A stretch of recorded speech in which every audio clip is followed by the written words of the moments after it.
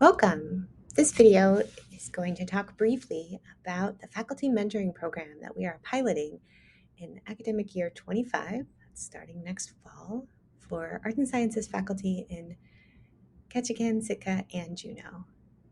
So if you weren't able to join us at the coffee chat, you can learn more now. I'm going to talk a little bit briefly at the top here about some mentoring benefits and the framing that informs this program. I'm going to describe the program and what it will look like, and then tell you how you can get involved.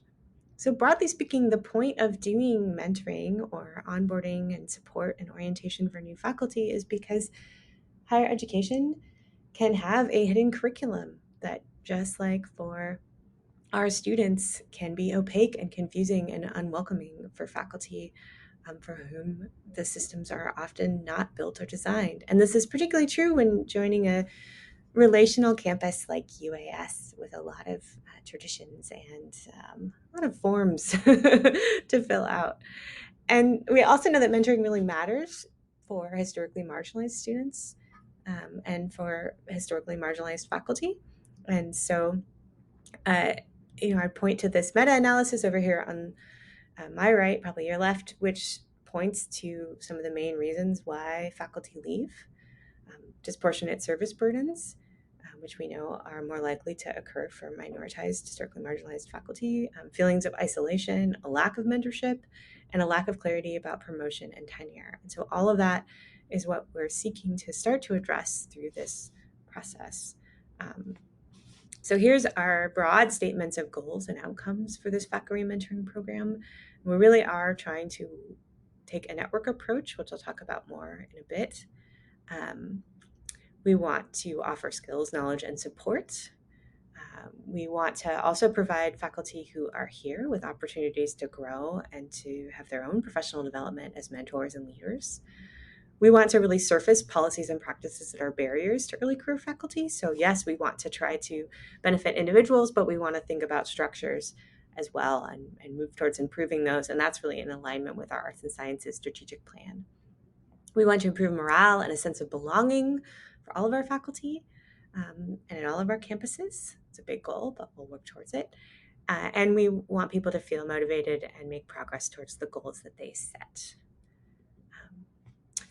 In this, we're trying to move a little bit away from classic dyadic mentoring, which is when you have one mentor and one mentee, and all of the knowledge transfer goes one way, all from the mentor to mentee, to instead thinking about more mutual or collective network-based approaches to mentoring. So while our new faculty will have particular mentors that they will work with closely, they will also be working with their peers, they will also be working with the other mentors, and they will have the chance to interact with folks from across the university who might be useful to them. And eventually we'd like to really build towards also bringing in people from other campuses. This has been really successful for small campuses in the past to think about external mentorship.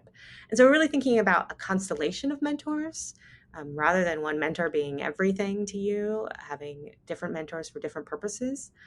And this is in part emerging from the Relationship Rich Education book group that many of us are in that talks about Peter Felton and Leo Lambert's approach to education as a whole. It also really draws on the cutting edge literature on mentoring. So this is from the National Center for Faculty Development and Diversity, which, as many of you know, is really the premier faculty development organization for, at least for accessing resources to help you get tenure. And they really use an approach to mentoring that is rooted in the idea of multiple mentors for different types of things. And so we will do things like help individuals map their mentoring needs and think about where they might have a lot of people and think about where they might not have anybody, or think about which mentoring needs they don't need at all, right? Not every person needs the same sort of mentors. And so we'll be doing this work to help articulate our own mentoring goals and get some support on how to ask for that mentoring and how to really help structure that mentoring carefully so that both parties get what they want.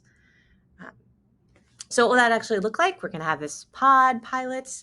It's open to all full-time faculty at all 3 campuses. Our meetings will be hybrid, although we will do some in person, and we will move those around from campus to campus over the years. There'll be monthly meetings with a small pod, which will be a few junior faculty and at least one senior faculty. There will be semesterly workshops with all of us and with some campus leaders. There will be lots of structured resources. So in those conversations with your pod, there will be suggested activities like filling out that mentoring map or working on an academic strategic plan or thinking about your teaching goals and how to get there, or even just spending some time with CourseLeaf or some of our other internal systems. There's going to be a real focus on community building and relationships. Yeah, the technical pieces are important, but it's more important to know who you can ask for things and who might be a safe person to ask questions about when you're trying to navigate something in your area. We're also going to offer a lot of training and support for the mentors, including around cross-identity mentoring. One of the challenges of mentoring is that the things that work for you don't always work for others. And particularly if we are coming from dominant positionalities, we have to think carefully about what it means to mentor across identity to someone who might hold some less dominant identities. It's also really helpful to just feel like you know what you're doing when you're a mentor. A lot of people have tons of experience with students, but mentoring colleagues may feel less comfortable for them. And so we'll offer structure and support for that, and hopefully professional development for people as they're thinking about being a department chair or taking on another leadership role nationally or at UAS. And finally, there will be workload credit, of course. Here's some possible topics, although I encourage you to send some more my way that will structure these things over the next couple of years.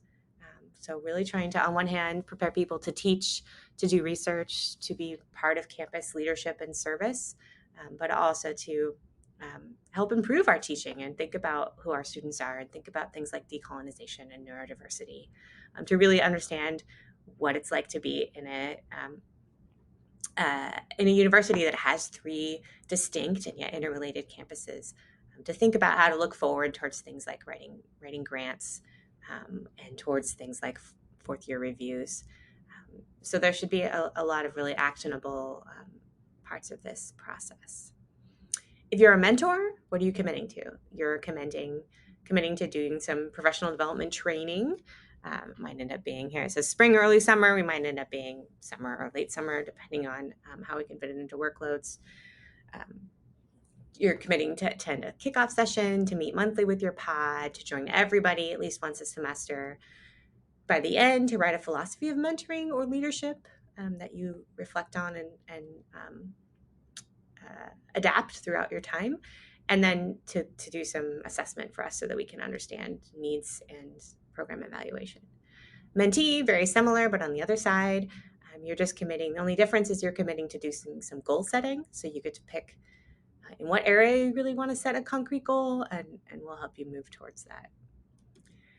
All right, if you want to do this, please reach out. If you're in your first or second year, you'll be included automatically, although I suppose under certain circumstances you could opt out. But if you're in your 3rd through 5th, but you still really want to do this, send me an email and we can talk about it.